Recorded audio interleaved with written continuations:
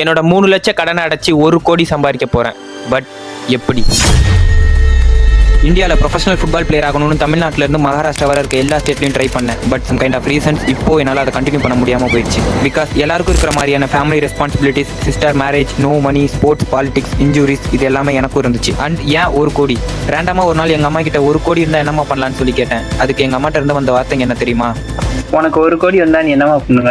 அவளை பணம் வச்சு நம்ம இந்த காலமாச்சு இது என்ன பண்ணுவ? நம்ம கிடைக்குமா? நம்ம வாழ்ந்தது பழக்கமே இல்லை. ஏமா அதுக்குன்னு கிடைக்காதா? ஆல்சோ இது ஜஸ்ட் என்னோட எமோஷனல் டார்கெட் மட்டும் கிடையாது. இப்போ என் ஃபேமிலியை ரன் பண்ணுறதுக்காக எக்ஸ்பென்சஸை 3 மடங்கு இன்க்ரீஸ் பண்ணி 25 இயர்ஸ்க்கு கால்குலேட் பண்ணதில் எனக்கு கிடைச்ச என் ஃபைனான்ஷியல் ஃப்ரீடம் அட்டைன் பண்ணுறதுக்கான நம்பர் தான் இந்த 1 கோடி. அண்ட் இதை ரெக்கார்ட் பண்ணி இன்டர்நெட்டில் போஸ்ட் பண்ணுறதுக்கு 2 மெயின் ரீசன்ஸ் இருக்கு. என்னோட சப்கான்ஷியஸ் மைண்டை நான் ரெடி பண்ணணும். ஸோ எனக்கு நானே பேசிக்கிறேன் அண்ட் டாக்குமெண்ட் பண்ணுறேன். தென் நான் ஒரு ஃபுட்பால் பிளேயர். கூட்டத்துக்கு நடுவில் பர்ஃபார்ம் பண்ண எனக்கு பயமும் கிடையாது. பர்ஃபார்ம் பண்ணி ஃபெயிலியர் ஆகுறது புதுசும் கிடையாது. ஒய்? பிகாஸ் இந்த விஷயம் நான் எக்ஸ்பெக்ட் பண்ண மாதிரி போகலாம், போகாமலும் இருக்கலாம். அது என் கையில் இல்லை. அதுக்கான ஒர்க்கும் எஃபர்ட்ஸை போடுறது மட்டும்தான் என்னோட கையில் இருக்கு. ஆல்சோ எப்படியாச்சும் லைஃப் மாறும்னு இருக்க வெயிட்டிங்க்கு எதையாச்சும் செஞ்சு மாற்றலான்னு பண்ணுற ட்ரையிங் பெஸ்ட்டுன்னு நான் நம்புகிறேன். 1 கோடி சம்பாதிக்கிறது டார்கெட். பட் எப்படி? Hey, this is Muni CR and welcome to Building 1 CR episode 2 Deads. என்னோட லாஸ்ட் 10 வருஷத்தை மணியில் ஃபோக்கஸ் பண்ணாமல் ஃபுட்பால் பிளேயர் ஆகணுன்ற என் பேஷனில் பிளைண்டாக ஸ்பெண்ட் பண்ணதால் என்னோட ஃபைனான்ஷியல் போர்ட்ஃபோலியோ நெகட்டிவ் ஸ்டேட்டுக்கு போயிடுச்சு. So no savings, no insurance, no investments, no emergency funds, no gold. எனக்கு மட்டும் இல்லை, என்னோட அம்மா அப்பாவுக்குமே பரம்பரை சொத்துலாம் எதுவும் கிடையாது. Which means I don't have any unfair advantages. And few months before எனக்கு இருந்த கடன் ஜுவல் லோன், பர்சனல் லோன், கிராம விடியல் லோன், 2 வீலர் லோன், என் சிஸ்டர் மேரேஜுக்காக ஒரு லேண்டோட டாக்குமெண்ட்டை வச்சு வாங்கின 60,000 இருந்தது. ஆனால் எனக்கு கிடைச்ச சில வேலைங்களை செஞ்சு இதில் 2 கடனை நான் க்ளோஸ் பண்ணிட்டேன். பட் அன்ஃபார்ச்சுனேட்லி நான் அதை டாக்குமெண்ட் பண்ணல. ஸோ இப்போ என்கிட்ட என்ன இருக்குன்னா 2,40,000 கடன். ஆல்சோ இதெல்லாம் ஓவர் கம் பண்ணிடலான்ற ஸ்ட்ராங் மைண்ட் செட், இதை அட்டைன் பண்ணுறதுக்கான ரியலிஸ்டிக் கோல்ஸ் இருக்கிற பிளான்ஸ், மோஸ்ட் இம்பார்ட்டன்ட்லி அன்லிமிட்டட் இருக்க இந்த இன்டர்நெட். அஃப்கோர்ஸ் என்னோட சுச்சுவேஷனில் தான் நிறைய பேர் இருப்பீங்கன்னு எனக்கு தெரியும். அண்ட் நம்மளே இதை யோசிச்சிருப்போம். நம்ம பிறக்கும்போது லோவர் மிடில் கிளாஸாக இருந்திருப்போம், நமக்கு கடன் இருந்துச்சு. நம்ம கொஞ்சம் வளர்ந்தோம், அப்பயும் கடன் இருந்துச்சு.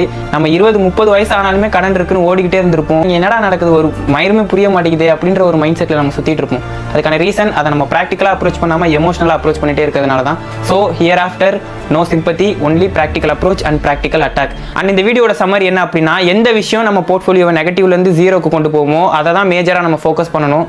ஸோ நம்மளோட ஃபர்ஸ்ட் டார்கெட் நம்ம போர்ட்ஃபோலியோவை நெகட்டிவ்லேருந்து 0க்கு கொண்டு போகிறது. என்னோட 1 கோடியை சம்பாதிக்கணும்னா என் போர்ட்ஃபோலியோவை நெகட்டிவ்லேருந்து 0க்கு கொண்டு போகணும். பட் அதை பண்ணுறதுக்கு என்னோட இந்த 4 கொஸ்டின்ஸ்க்கு நான் ஆன்சரை ஃபைன் பண்ணணும். தட் இஸ், கரண்ட்ல என்கிட்ட என்ன ஸ்கில் இருக்குது, அதை எப்படி நான் காசாக மாற்றுறது, நான் புதுசாக என்ன ஸ்கில் லேர்ன் பண்ணணும், அதுக்கு நான் எடுக்க வேண்டிய இனிஷியேட்டிவ்ஸ் என்ன. Hey, this is Muni CR and welcome to Building 1 CR episode 3 Eliminate Distractions.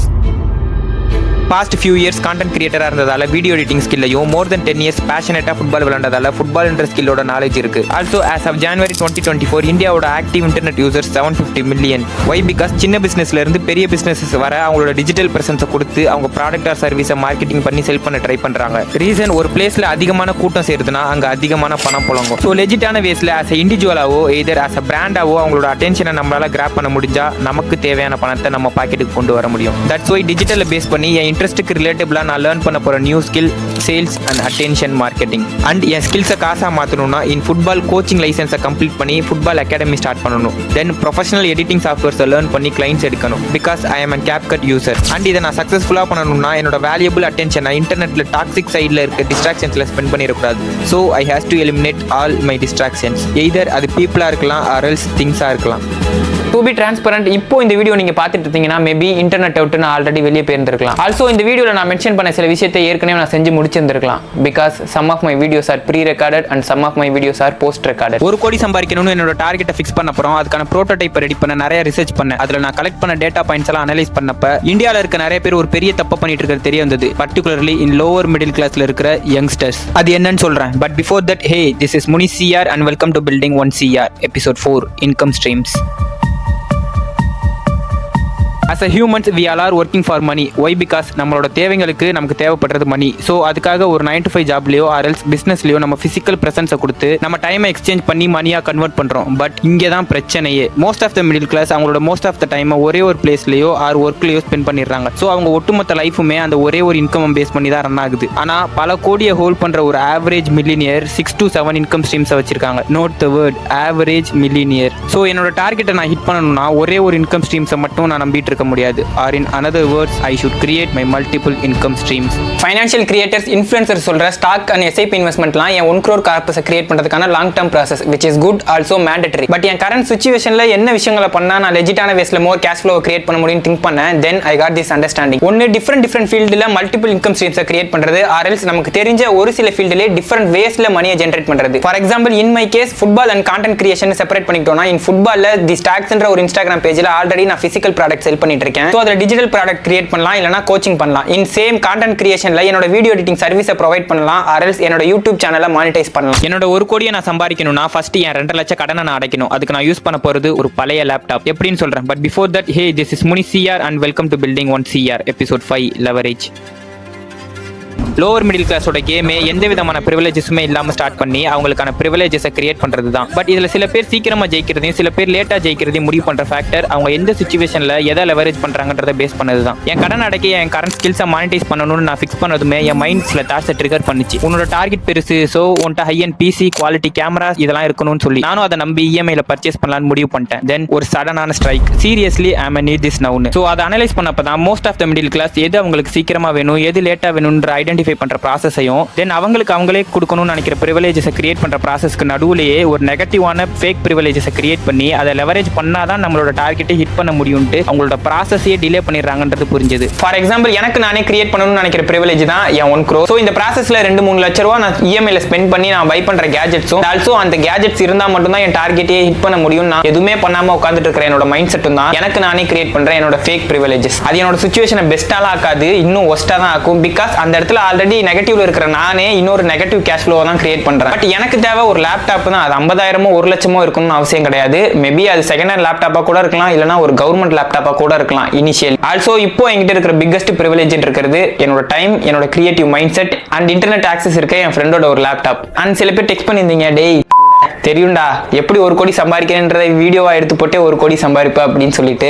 And அந்த ஐடியா எனக்கு கிடையாது. ஆல்சோ எனக்கு அதில் இன்ட்ரெஸ்ட்டும் இல்லை. ஏன்னா இன்டர்நெட்ல ஆல்ரெடி நிறைய பேர் அதான் பண்ணிட்டு இருக்கானுங்க. நானும் அந்த கூட்டத்தில் போய் சேர விரும்பல. என்கிட்ட இருக்கிறது ஒரே ஒரு ஐடியா. அது அப்கமிங் வீடியோஸ்ல என்னன்றதை நான் போஸ்ட் பண்ண தான் போறேன். அது ஒர்க் அவுட் ஆச்சுன்னா ஏர்ன் பண்ணுவேன், ஒர்க் அவுட் ஆகலைன்னா சூத்த சாத்திட்டு அடுத்த ஐடியா என்னவோ அதை தான் தேடி போவேன். பட் எக்காரணத்து கொண்டும் காசு எப்படி சம்பாதிக்கலாம் அப்படின்றத சொல்லி கொடுத்தே காசு சம்பாதிக்கிற ஐடியா எனக்கு இல்லை.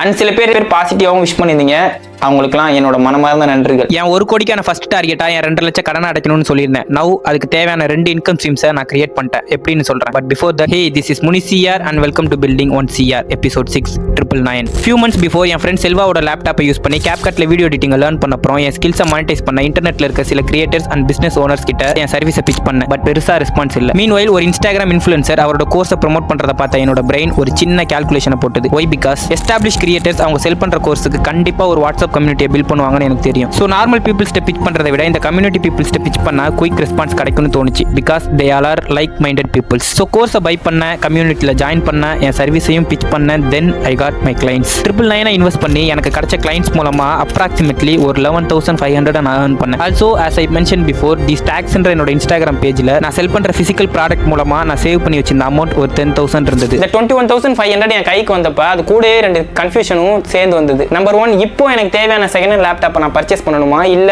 எனக்கு தேவையான கோச்சிங் லைசன்ஸை நான் கம்ப்ளீட் பண்ணணுமான்றது. ஸோ இதுக்கான சொல்யூஷனை ஃபைண்ட் பண்ண என்னோட நைஸ் டு ஹேவ் திங்ஸ் என்ன, என்னோட மஸ்ட் ஹேவ் திங்ஸ் என்ன அப்படின்றத நான் செக்ரிகேட் பண்ணேன். அப்பதான் எனக்கு தெரிஞ்சது ஆல்ரெடி இருக்கிற லேப்டாப்பை வச்சு என்னால் அந்த இடத்துல கேஷ் ஃப்ளோ கிரியேட் பண்ண முடியுது. ஸோ இப்போ அந்த இடத்துல நான் பர்ச்சேஸ் பண்ற இன்னொரு லேப்டாப்ன்றது அடிஷனல் தான்.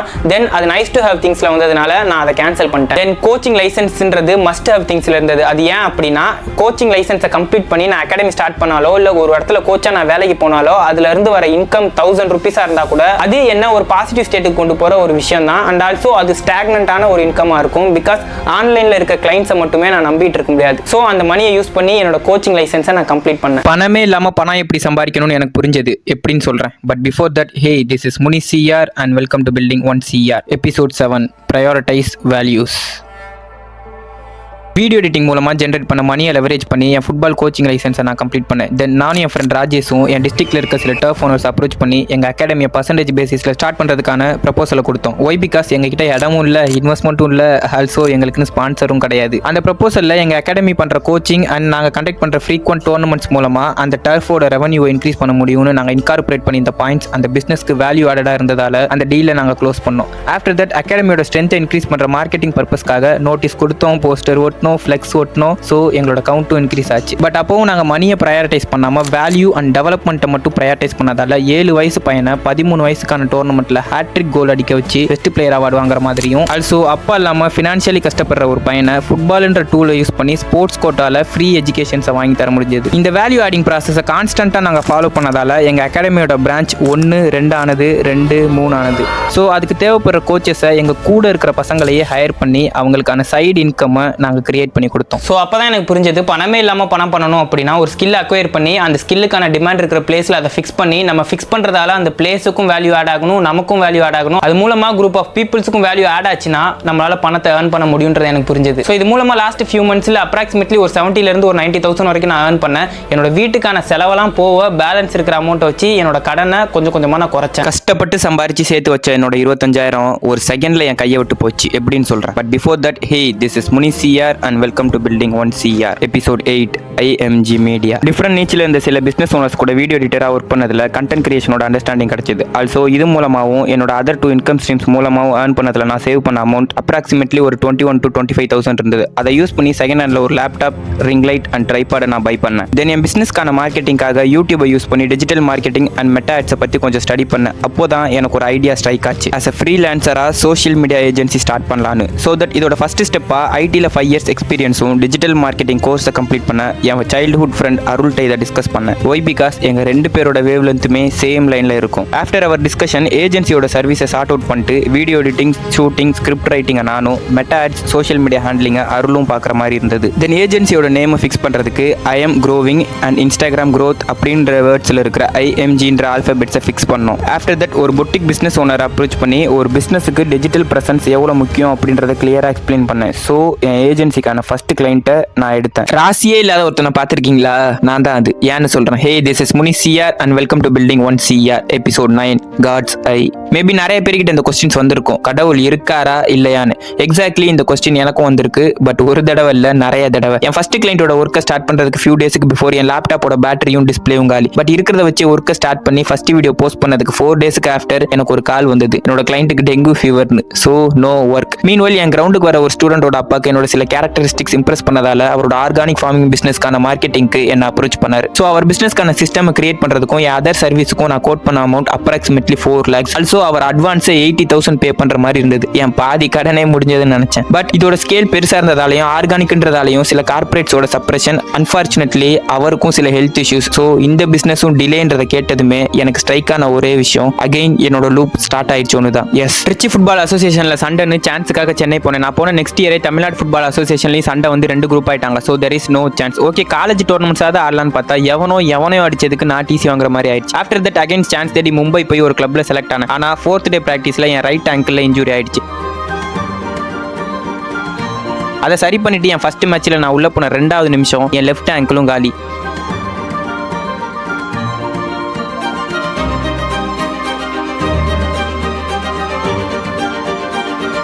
தென் கட்டு போட்டுட்டு ஃபியூ டேஸ் ரெஸ்ட் எடுத்துட்டு அந்த இன்ஜுரியை ரெடி பண்ணிட்டு என் டீமோட 6th மேட்ச்ல நான் உள்ள போனேன். பட் 35th மினிட்ல அகைன் எனக்கு நீ இன்ஜுரி ஆயிடுச்சு.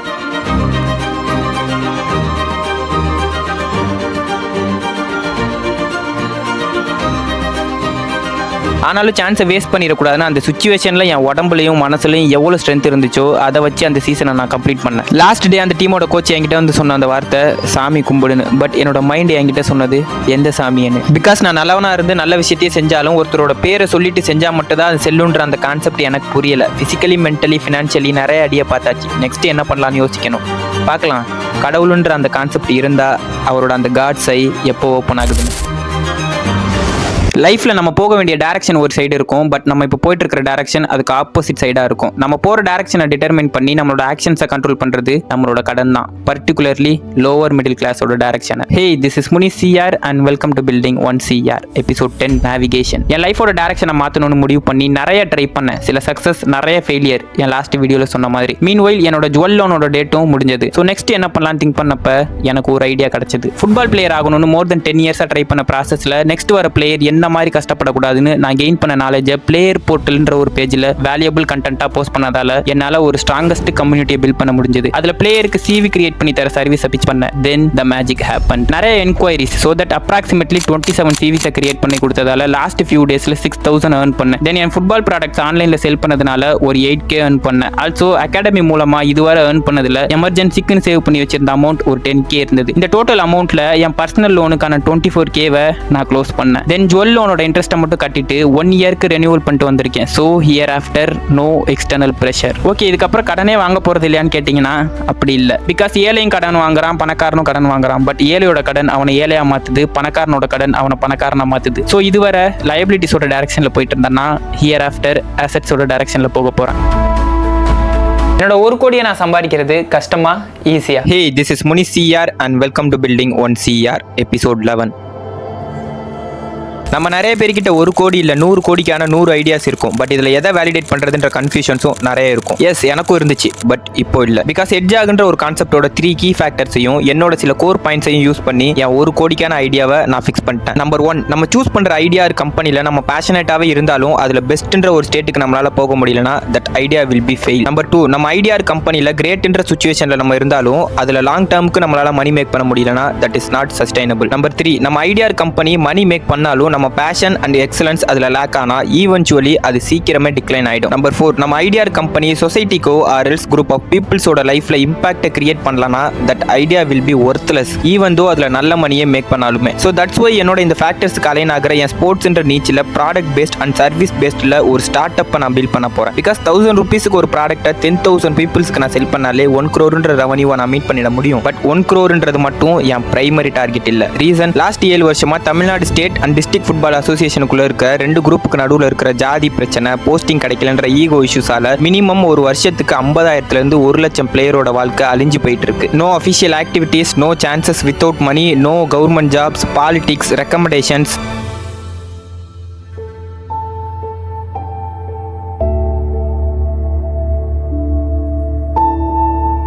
எஸ், இது எல்லா ஃபீல்டுலையும் தான் இருக்குது. இப்போ என்னடா இது எல்லாத்தையும் நீ மாற்ற போறியான்னு கேட்டிங்கன்னா நோ, டெஃபினெட்லி நாட். ப்ராக்டிக்கலாக யோசிச்சாலே என் ஒருத்தனால எப்படி இது எல்லாத்தையுமே மாற்ற முடியும்? பட் நான் கிரியேட் பண்ண போகிற பிராண்ட் மூலமாக ப்ரொஃபஷனல் கிளப்ஸ் கிட்ட எனக்கு கிடைக்கிற ஆக்சஸை யூஸ் பண்ணி அட்லீஸ்ட் ஒரே ஒரு டேலண்டட் பிளேயரையாவது இந்தியாவில் இருந்து அதர் கண்ட்ரியில் போய் விளையாட வைக்கணும்னு நான் ஆசைப்படுறேன். ஆல்சோ என் ஸ்டார்ட் அப்பில் மேக் பண்ணுற ப்ராஃபிட்டை கஷ்டப்படுற சில பிளேயர்ஸுக்கு ஸ்பான்சர் பண்ணணுன்றதும் என்னோட ஆசை. ஸோ தட் இது மூலமாக ஒரு டேலண்ட்டும் ஜெயிக்கும், என்னோட பிராண்டும் ஜெயிக்கும். It's a win-win situation. ஏன்னா என்ன மாதிரி நிறைய ஃபுட்பால் பிளேயர்ஸோட லைஃபே அழிஞ்சு போயிட்டு இருக்கு, டேலண்ட் இல்லாமல் இல்லை, பார்ஷியாலிட்டினாலையும் பாலிடிக்ஸ்னாலையும். நான் அதை நிறைய இடத்துல பேசியிருக்கோம், நிறைய பேர்கிட்ட போய் ரெக்வஸ்ட் பண்ணியிருக்கோம். பட் யாருமே சப்போர்ட்டும் பண்ணல, அது ஒரு விஷயமாவே நினைக்க மாட்டாங்க. ஸோ பார்க்கலாம், என்னால் என்ன முடியுது அதை ட்ரை பண்ணுறேன், அவ்வளோதான்.